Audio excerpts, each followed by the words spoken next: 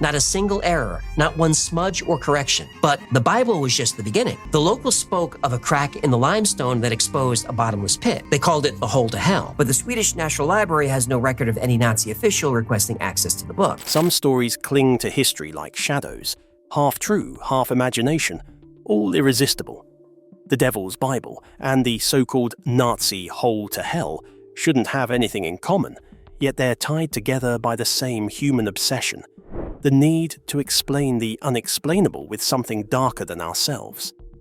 One is a medieval giant of ink and legend, the other a modern rumour gone feral. But look closer, and the real mystery isn't demons. It's actually us. If you're tired of pretend stories about these two, this video is for you. The truth about the Devil's Bible. If you ever need proof that medieval people knew how to grab attention, look no further than the Devil's Bible, also known as Codex Gigas, which sounds like a monster from a fantasy game, not a real historical book sitting quietly in a library in Prague. But it is real, and it's enormous. Imagine a book so big it takes 2 people to lift it, made of 310 pages of calfskin, weighing as much as a full-grown toddler. Whoever made it was either a genius or absolutely not okay. According to legend, the book came from a monk who got himself into a mess. Back in the 13th century, one unlucky Benedictine supposedly broke his vows so badly that the punishment was death by being walled up alive. That's the medieval version of "you really messed up." Desperate to survive, he made a deal. He promised to write a book containing all human knowledge in one night. Not a poem, not a note, not a small prayer book. No, he wanted to produce a whole encyclopedia. Overnight. Zero chill. Shockingly, the monastery agreed, maybe because they thought he'd fail, and they'd get to carry out the sentence anyway. But the monk didn't quit. Problem is, humans can't pull off a 1,000-hour task in 10 hours. So the legend says he asked for supernatural help. And who shows up? Lucifer himself.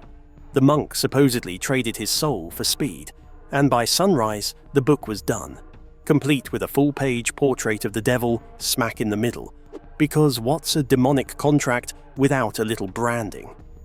Now, here's the twist. Historians don't buy the deal with the devil part, but the book really was written by a single hand, every letter, every illustration, every illuminated detail. Modern analysis shows the handwriting is consistent throughout, meaning one person committed years, maybe decades, to finishing it. That part is real and, honestly, almost creepier. Imagine having the discipline to work on the same book for half your life. Forget demonic power. This is the kind of focus most of us lose 5 minutes into a docu-playlist. The content of the Codex Gigas is also wild. It's basically a medieval super document. The entire Bible, medical texts, exorcism formulas, historical chronicles, magical incantations, and notes on diseases. It's like someone tried to download the internet centuries before electricity existed. And right in the middle of all that, a huge, iconic drawing of the devil, claws out, tongue out, staring straight into your nightmares. Scholars still argue why it's there. Was the monk warning future readers about sin? Was he showing humility? Or maybe he just wanted to break up the text with a full-page sketch and went a little too hard. As for the physical book, the materials alone are intense. To make all that parchment, you'd need roughly 160 animal skins. Medieval monks didn't exactly run down to a store. They produced everything themselves. Whoever crafted this thing had serious resources, stamina, and maybe a dark sense of humor. Over the centuries, fires broke out in buildings that housed the manuscript. People blamed the book. When Swedish forces took it as war booty in the 1600s, accidents followed. Was it cursed? Probably not. But humans love a spooky story, and the Devil's Bible is a perfect magnet for them. And just when the stories start feeling bigger than the manuscript itself, there's only one thing left to do: crack it open. Peeking through the Book of the Devil. crack open the Codex Gigas very gently because it could bruise your entire ribcage, and you'll discover that this legendary tome isn't just a monster because of its size. It's a monster because of the sheer amount of stuff crammed into it. People expect chaos, curses, or demon recipes, but the reality is stranger. The Devil's Bible is basically a medieval all-in-one survival kit, the 13th century equivalent of everything you need to know if society collapses. Let's start with the backbone, the complete Vulgate Bible. Not parts of it, not selections, the entire Bible in Latin, front to back. That alone would fill a normal book, but the scribe didn't stop there. He added the Jewish historian Josephus, specifically the antiquities of the Jews and the Jewish War, which, in medieval Europe, was like giving readers the historical director's cut of the biblical world. It helped monks understand not just scripture, but the real political messiness behind it. Then comes the curveball, Isidore of Seville's encyclopedia, the Etymologiae.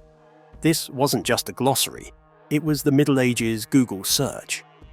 Want to know about animals, astronomy, human anatomy, music, theology, random trivia? Isidore had an opinion on everything.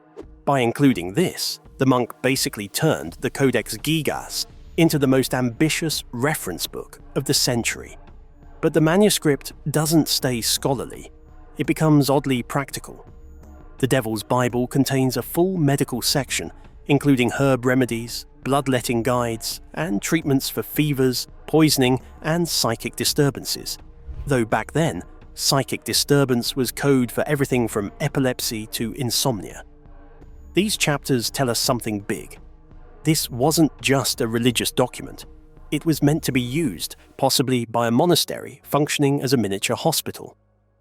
Next, we hit the penitential texts, manuals listing sins and the punishments or penances attached to them. Think of it as a medieval sin tracker.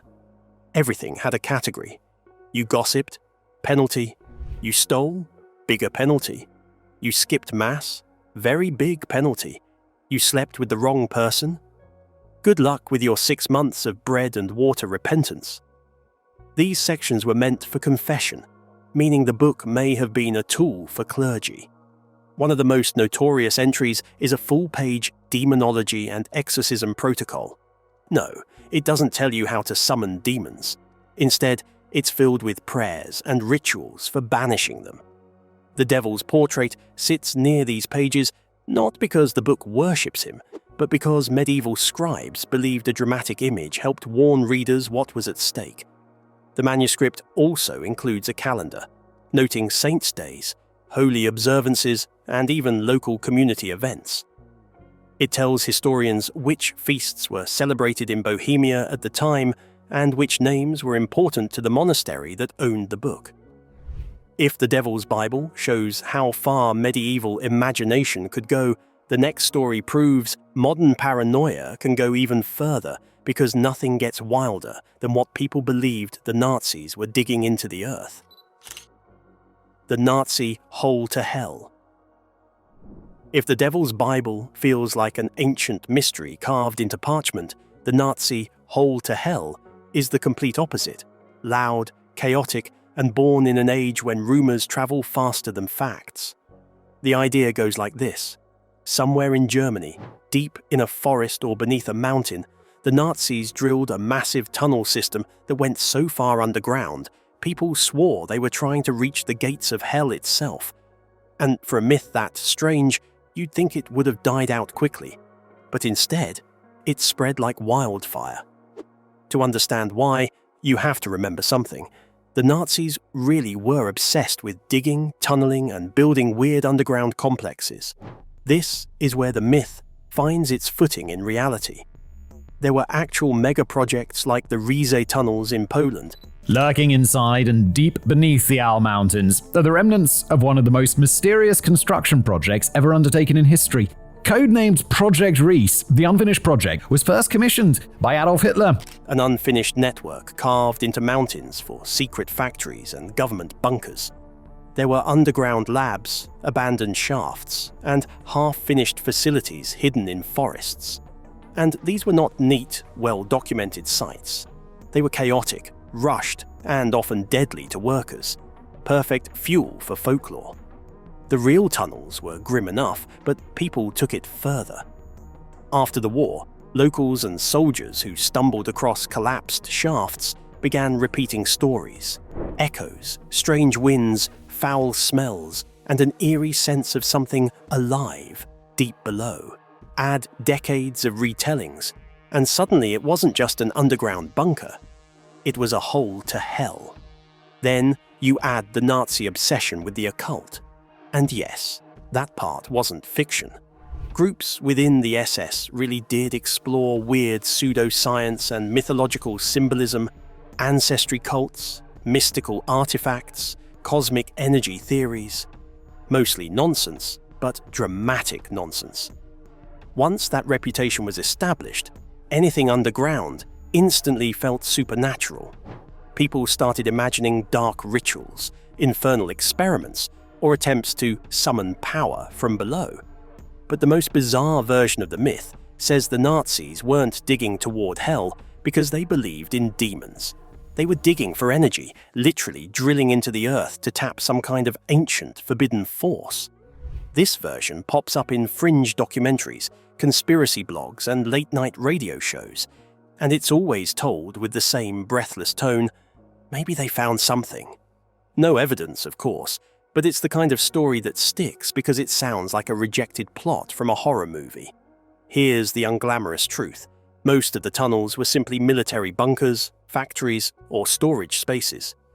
There was no demon summoning, no sulfur pits, and definitely no gateway to hell.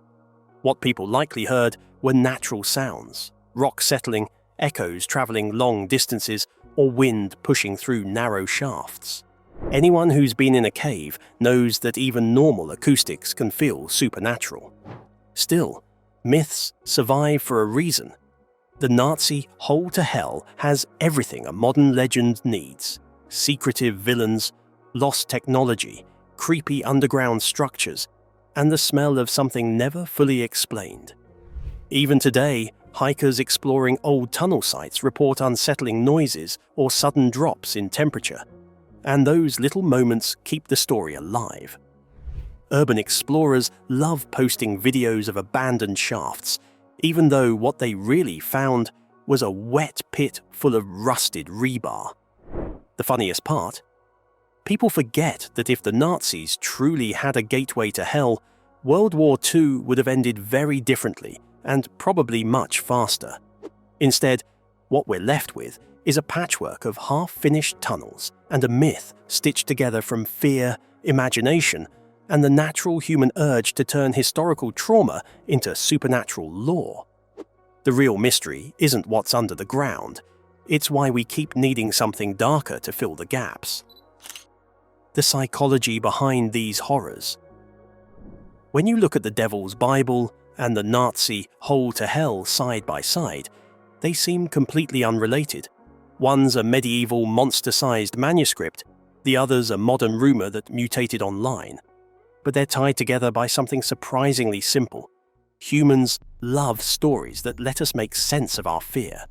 Whenever reality gets confusing or uncomfortable, we turn it into a narrative that feels bigger, darker, or easier to explain than the truth. And we've been doing that forever. Think about the monk behind the Devil's Bible. His real life was probably painfully boring. Long days of copying text, praying, and trying to stay out of trouble. But a monk quietly writing a massive book over decades isn't a story anyone remembers.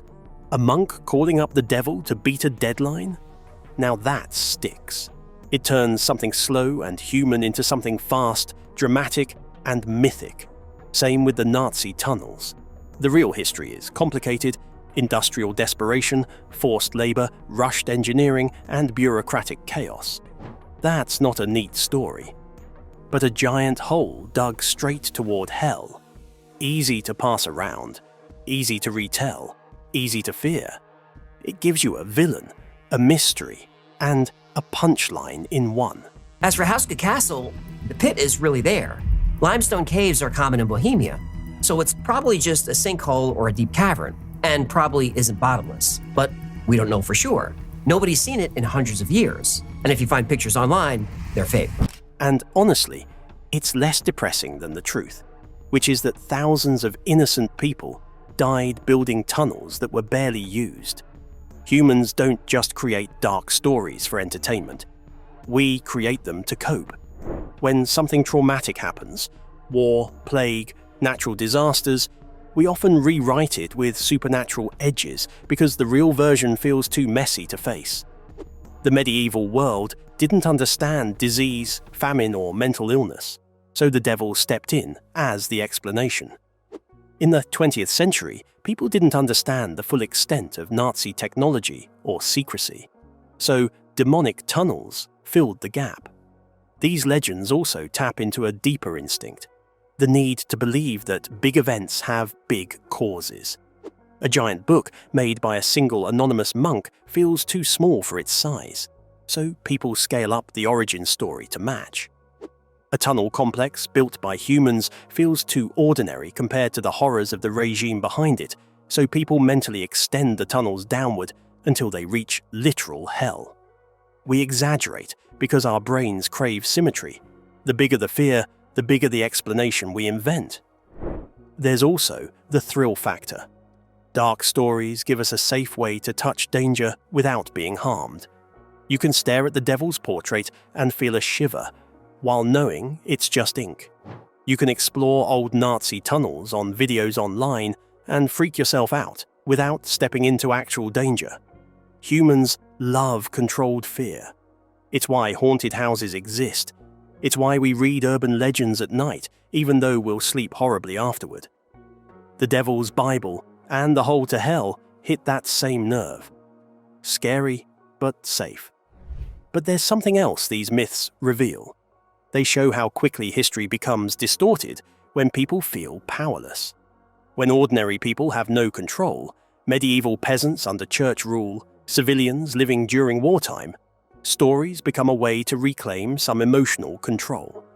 If you can explain the darkness, you feel less swallowed by it, even if the explanation is supernatural. And ironically, the older and more disproven the myths become, the more we enjoy them.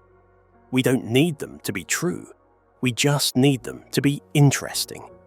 The Devil's Bible is fascinating precisely because we know it wasn't written in a single night. The Nazi hellhole is gripping because we know it's fascinating. The charm is in the distance between reality and imagination. And deep down, we all prefer a mystery that keeps us wondering. Separating myth from reality. The real history behind the Devil's Bible and the Nazi tunnels is already fascinating. No demons required. But the moment you try to separate fact from folklore, you discover something even more interesting. The truth isn't boring at all. It's just buried under centuries of storytelling. Let's start with the Devil's Bible. The manuscript isn't magic, it's a masterpiece of medieval craftsmanship. Carbon dating places it firmly in the early 1200s, and paleographic analysis confirms that the handwriting is consistent through all 310 pages. That alone is mind-blowing. Try writing 3 pages in the exact same handwriting and see how far you get. Now imagine doing that with no coffee, no electricity, no ergonomic chairs, and no digital undo button. That level of precision almost feels supernatural. And while people love the idea of a desperate monk making a demonic pact, what we really have is a dedicated scribe working with the tools of his era. Quills, pigments, parchment, and patience that borders on superhuman. Medieval scribes weren't casual doodlers, they trained for years. Books were luxury objects, and monasteries functioned as the intellectual engines of Europe. The Codex Gigas wasn't a curse, it was a flex. Even the famous devil portrait, which fuels half the superstition around the book, has a historical purpose. Medieval manuscripts often included dramatic illustrations meant to warn readers about sin. The devil wasn't added as a signature from Satan. It was an early version of graphic design to make readers go, "Okay, maybe I should behave." The context is far less paranormal and far more psychological. Then there's the Nazi hole to hell, which becomes even more interesting once you peel back the rumor layer. The Rise complex, the Wewelsburg castle renovations, and other underground Nazi projects were all real. But they weren't mystical. They were industrial and military. The regime was obsessed with megastructures, fortifications, and underground factories to avoid Allied bombing. The tunnels existed because the Nazis needed space and secrecy, not demons. Speculation runs rife that Project Reese was intended to be a boss-sized bunker, a fancy new HQ for the Third Reich, or an entire underground city. What makes these tunnels seem supernatural today is their condition. They're unfinished, echoey, cold, and filled with weird drafts caused by pressure changes. Add rusted rails, collapsed ceilings, and darkness that swallows flashlight beams, and even the bravest explorer starts imagining things. Humans are not built to feel comfortable underground. Our senses glitch out, and suddenly normal acoustics become voices, and moisture dripping becomes breathing. The structure does most of the storytelling for you. Declassified documents, archaeological surveys, and military reports all point to the same conclusion. Every known Nazi tunnel system served strategic, not supernatural, purposes. Some were for weapons research. Some were intended to relocate parts of the government. None were portals to hell. But the rumors persist because they fill an emotional void. The need to believe that the horrors of the Nazi regime came from something more than human cruelty. It's easier, in a way, to blame demons than to accept what humans are capable of doing to each other. The truth, though less theatrical, is still disturbing. Forced laborers dug those tunnels under brutal conditions. Thousands died carving out walls that were never finished. The real screams weren't coming from hell, they were coming from people suffering above ground. And somehow, acknowledging that human-made horror feels scarier than any demonic legend. That's the irony. When we try to separate the myths from reality, we end up finding something uncomfortable. The real world is terrifying enough on its own. The devil didn't write a book. The Nazis didn't dig into hell. But the stories tell us something about ourselves, about our need to turn trauma into tales and shadows into monsters. And as we keep digging through history, we find the same pattern. The truth isn't supernatural, but it's still haunting. Hit the subscribe button for more brutally honest take on ancient stories.